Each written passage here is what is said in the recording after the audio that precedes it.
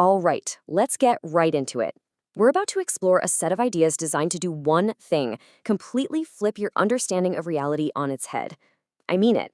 We're going to look at some rules for unconventional thinking that challenge the very foundations of space, time, and even you. So let's dive in. So let's start with a kind of simple question to warm up our brains. Is time real? I mean, we organize our entire lives around it, right?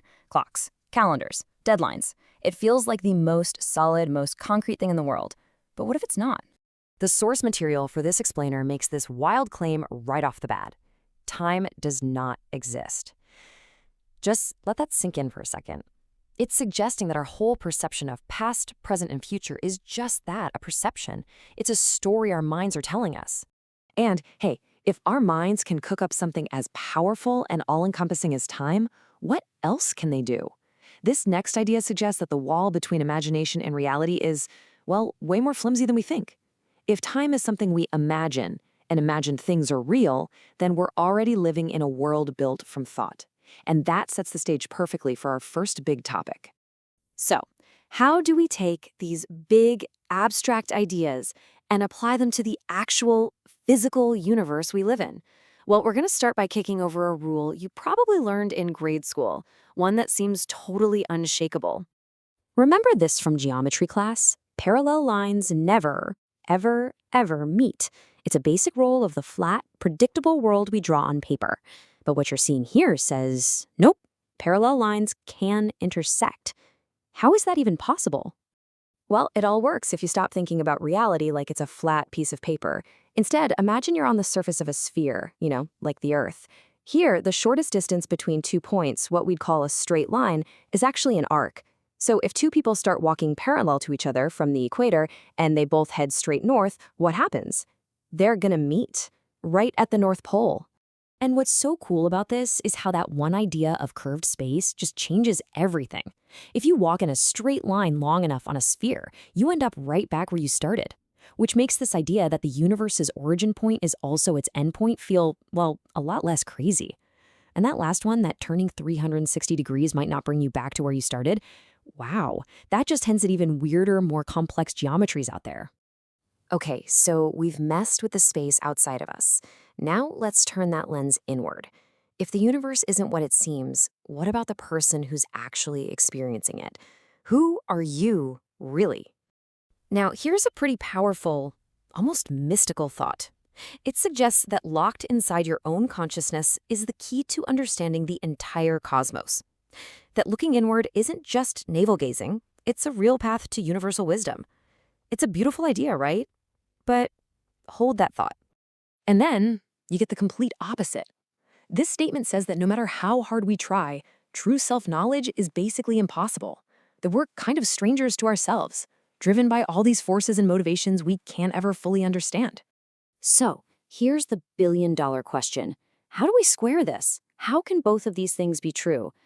Are you the key to all knowledge, or are you a total mystery to yourself? Is this just a flat-out contradiction, or are we looking at two sides of a much deeper truth?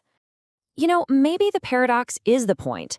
Maybe the self isn't some static object you can dissect and know like a frog in biology class. It's more like a dynamic, flowing process. So yeah, the potential for universal knowledge might be in you, but the specific identity you try to pin down, it's always shifting, always in motion. And because of that, it's forever just beyond your grasp. All right, we've tackled space, we've tackled the self. So let's get to the final boss of unconventional thinking, the very logic of how things happen, cause and effect. A happens, so B happens. Simple, clean, right? Well, let's break that too. This is Logic 101. You plant a seed, that's the cause. Over time, it grows into a tree. That's the effect.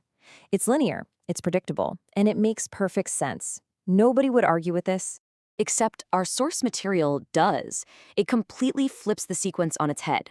First there is the big tree, then the seed. Now that feels totally backwards, right? It's just nonsensical if you're thinking about time in a straight line. But what if we're not supposed to be thinking about time at all? What if the argument here is more philosophical? Think about it. Without the potential for the tree, what even is a seed? It's just a meaningless speck of dust. The existence of the tree, The effect is what gives the seed, the cause, its entire identity and purpose. From this angle, the effect is actually what creates and defines the cause, completely reversing the logical flow we just take for granted. And once you start thinking like this, you go down this rabbit hole of amazing paradoxes. The idea that there's only an initial cause suggests everything else is just that first moment unfolding. A stone can give birth to a river. That's just a beautiful way of saying that massive things can come from the most unlikely, seemingly static places. And the more you have, the more you lose. That's a classic paradox that makes you question what gaining something really means. So at this point, you might be thinking, okay, my brain hurts. What is the point of all this? And that is a totally fair question. Look, the point isn't to convince you that parallel lines literally cross in your daily life, or that time doesn't exist. The point is to give you a new toolkit for your mind. Think of these ideas as mental crowbars. They're meant to pry open your fixed assumptions. Just asking what if about the most basic rules of reality is an incredibly powerful exercise. It's the kind of thinking that leads to huge scientific breakthroughs, amazing art, and deep personal insights. It's all about training your mind to see possibilities way beyond the obvious. And that, right there, is the real takeaway. This explainer and the ideas behind it isn't a book of facts, it's a book of questions. It's designed to provoke you, not to prove anything to you. The real value is in the simple act of questioning the world you take for granted every single day. So, we'll leave you with one final thought to chew on. If space, time, causality, and even yourself are all way more flexible than they seem, if the things your mind imagines can become real, then it kind of suggests your reality is a story. And that leads to the ultimate question. Are you just a character living in that story? Or are you the one holding the pen?